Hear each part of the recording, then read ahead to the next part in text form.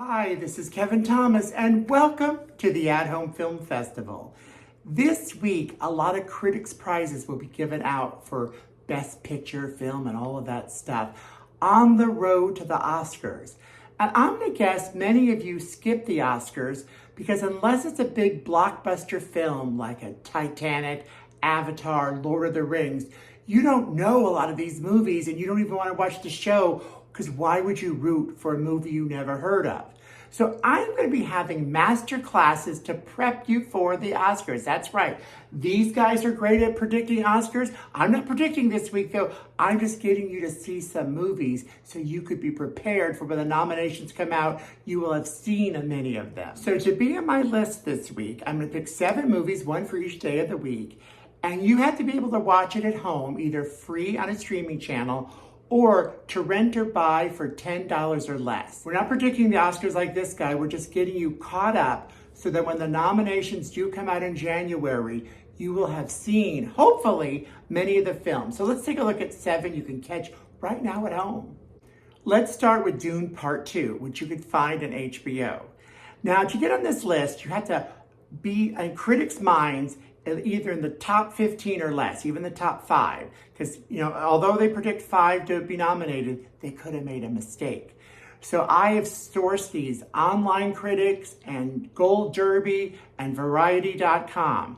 So Dune 2 is just as successful as the first part with critics, so it's very likely it will be up for Best Picture, probably Best Director, and of course, a lot of technical nominations.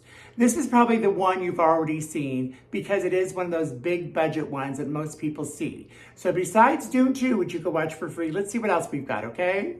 Emilia Perez will also likely be up for Best Picture, Best Actress, Best Supporting Actress, and a couple of Best Songs. It just debuted on Netflix. It didn't play at theaters very long, so you have a chance to watch it on Netflix. I liked the movie, to be honest. I didn't love it. In fact, don't be shocked. I don't think it needed to be a musical. None of those songs won me over. But Zoe Saldana's performance is amazing. She's touted to not only be nominated, but maybe win Best Supporting Actress. It's a really, really good film. The acting is fantastic. There's a couple of nail-biting moments. It shouldn't win Best Picture, in my opinion, but it's definitely worth checking out. So when the nominations come out, you will say, oh yeah, I saw that.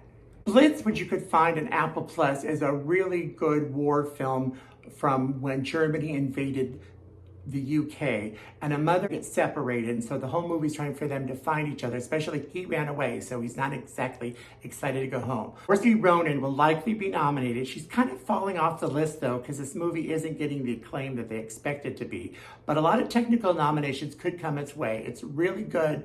Not the greatest, but once again, it's good. I used to have higher expectations for The Piano Lesson, which you could find on Netflix right now. It will probably get a supporting actress nomination, if any.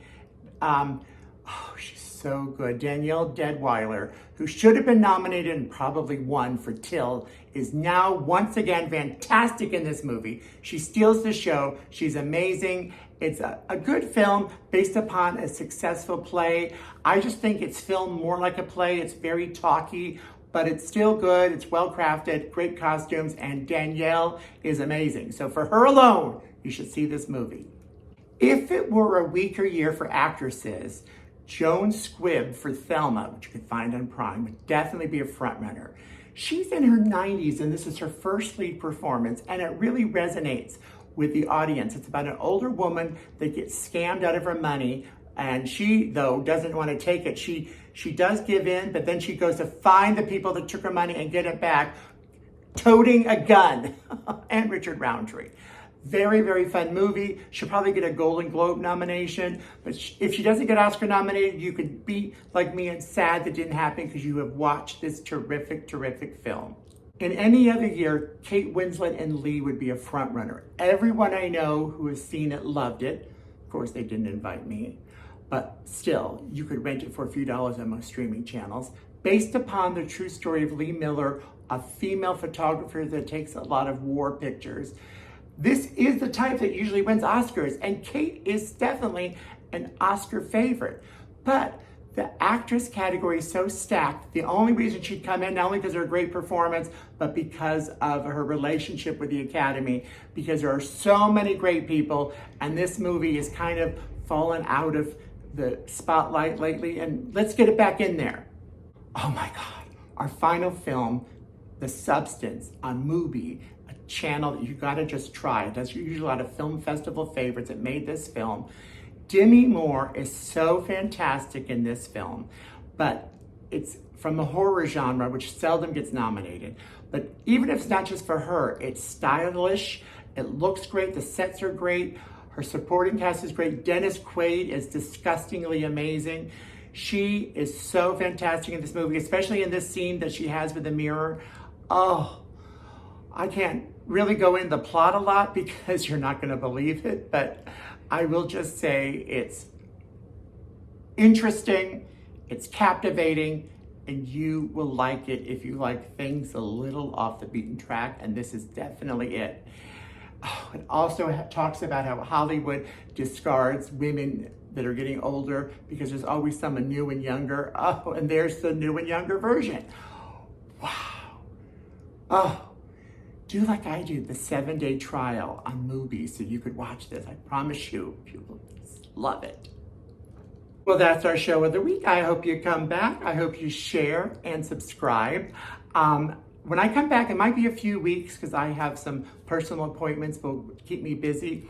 But maybe by then, movies like Conclave, which now costs $24 to buy and $19.99 to rent, will be cheaper so we could feature them. Until then, I hope you catch up on the possible Oscar nominees. So on January 17th, they are announced. You and I have both watched a lot of them, and we will be prepared for the actual awards. What are some of your favorite films of 2024? Let me know in the comments below. Until then, I will see you maybe not next week, but next time. Thanks so much. Bye-bye.